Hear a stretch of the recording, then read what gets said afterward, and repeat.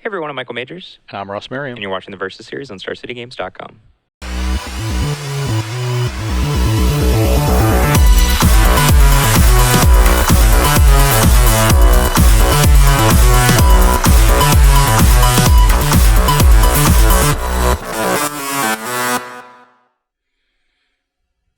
All right, today on the Versus series, we're going to be doing something a little bit different. After last week, we're kind of getting a little more aggressive. Yeah. I'll be playing... Which may be different for you, but it's not really different for me. That's true, I suppose. I'll be playing some Eldrazi Taxes, which is a deck that started to pick up a little bit of steam. Some folks have written about it. Tom Ross, Jim Davis. I know Jim played it at the... I believe he played at the Open in Milwaukee and the Invitational as well. He certainly played at the Invitational. Yeah. But it's a pretty cool deck. It's kind of the spiritual successor, if you will, to like the Leanin' Arbiter, Aether Vial, land destruction-ish creature. That element. Disruptive-y. It's a disruptive aggro deck. Yeah, disruptive aggro deck. There we go. We want to really focusing on disrupting its opponent's mana, and so that they can't really get off the ground, and then your creatures aren't quite as aggressive as some of the other ones in the format, but they do enough damage when your opponent is behind maybe 2 turns that can take down the game. And the centerpiece, traditionally this deck has like lots of mopey creatures that are not very big and not very powerful by themselves, but by kind of incorporating some of the Eldrazi shell into the deck, notably 4 Wasteland Strangler and 4 Thought-Knot Seer, the deck gets both like this Shriek Maw-y FTK effect and also just Thought-Knot Seer, which is obviously just extremely powerful, disruptive, efficient card. It's 2 extremely powerful creatures to supplement the shell rather than the mopey creatures it used to play. So. And they are paired with Flicker Wisp, which is a card that the deck originally played, but it's really nice for blinking both those cards. But also the multi-format Menace Eldrazi Displacer, which is extremely gross with Wasteland Strangler in particular. Yeah, that is... I'm not looking forward to having that happen. So I want that to happen a lot. It's never going to happen. I'm just going to bolt it. It's definitely going to happen. I'm just going to cast a Lightning Bolt on your Eldrazi Displacer. And what are you going to Lightning Bolt me with? From what deck? From my sweet green-red aggro deck, obviously. Well, tell us about it. Well, it is similar to the Zoo decks that have been playing. It's uses the Bushwhacker Burning Tree Emissary engine. But rather than really go hard into white and play Path to Exile main, it stays green-red and plays Gorkland Rampager as like this pseudo-path, because you can it deals with big creatures because kind of, yes. They're always blocking with them.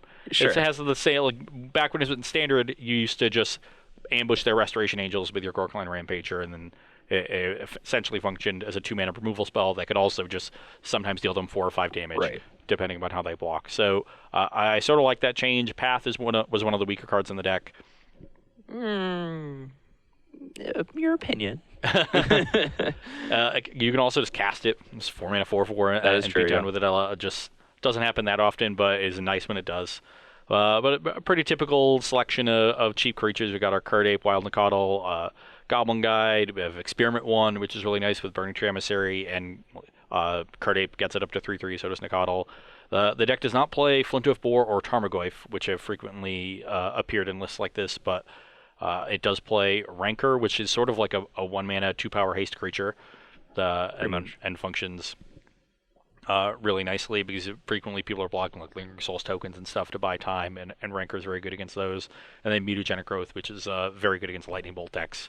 They're just trying to bolt your first creature. They'll usually shock themselves to do it, and you just trade for their bolt for free with a Mutagenic Growth and keep beating down. Especially nice when you're trying to safely land your Rancor. Yeah.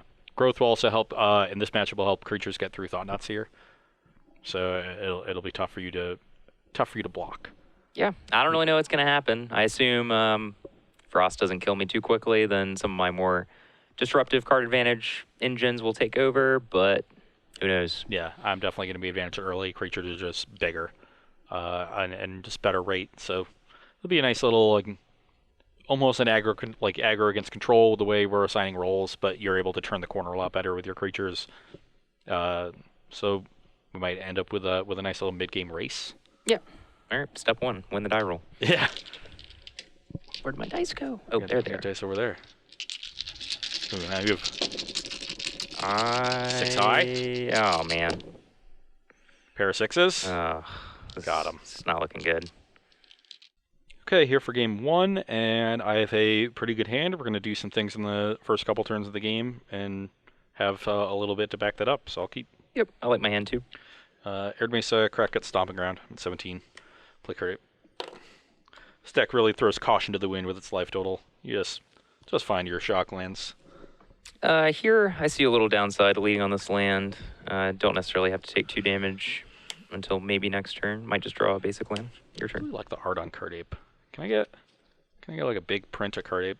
I'll put that on my wall. Sure you can for thousands of dollars. It's like a nice mountain gorilla. It's got some cool red eyes. Looks sort of sinister. Why do you think he has red eyes? No, I understand that he has red eyes. I'm asking why. Oh, well, because he's sinister. He's ready to just take you to Pound Town. Curd all over you?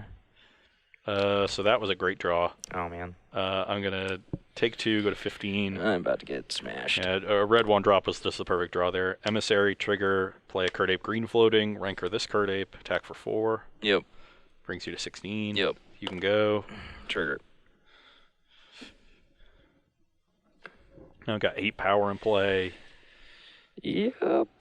I will take 2. Taking an extra 2, doing our job for us. Play Eldrazi Displacer and pass it. Sure. 3/3 is pretty good, but don't know if it's going to live. Oh, my. Ooh. Sorry, I got a little excited there. Yeah, I know. So Sometimes presumably you will be blocking one of these. Probably this, because Thalia can eat Burning Tree. This is 6. So either one of these is 1 short, but it doesn't. 1 short. It is short. I didn't mean to say 1. I'll block here out of respect for a target's command. Oh, yeah, that's true.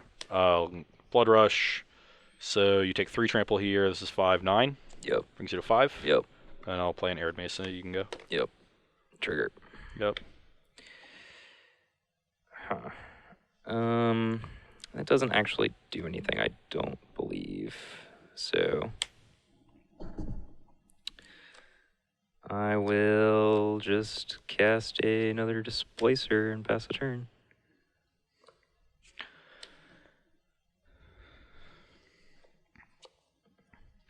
And now Michael needs multiple things. He's got colorless mana. Yeah. All right, activate. Yep. Actually, if he puts in Arbiter or Thalia, it doesn't really matter. Sure. Okay. Put in Thalia. Block here. Am I dead? Fetch for Mountain and Atarkus command you. Okay.